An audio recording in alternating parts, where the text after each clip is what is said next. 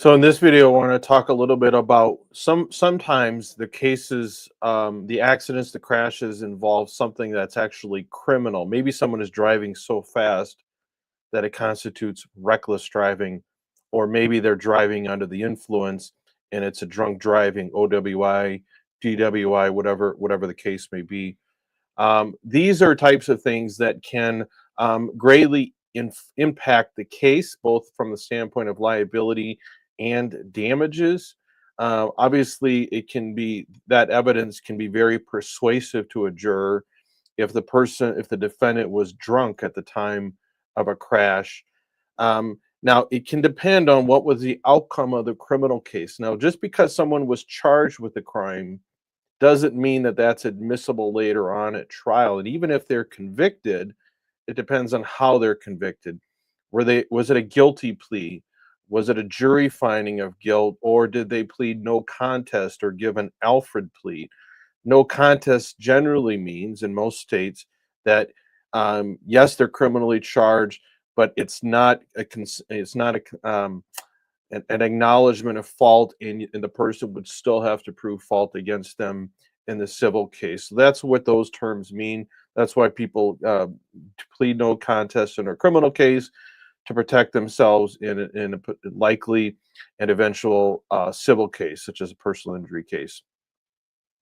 Now, if the person is criminally charged or criminally convicted, that can have obviously a significant impact on the value of your case. Insurance adjusters know that. They may be concerned that if this case goes to trial and the jury finds out that the person was under the influence of alcohol or drugs or committed a crime, that could influence the value of the case.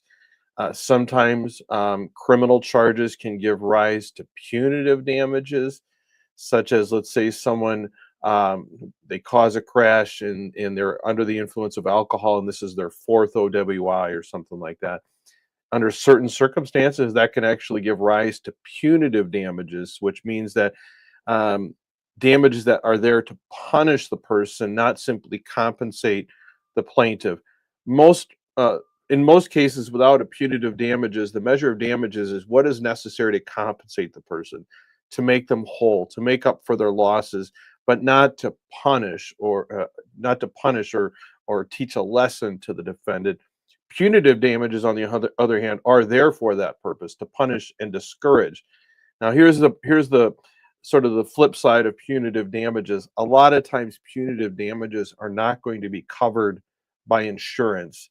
So, if it's an individual and they were driving drunk at the time of the crash, and there's a punitive damage claim, it most likely their auto insurance isn't going to cover that.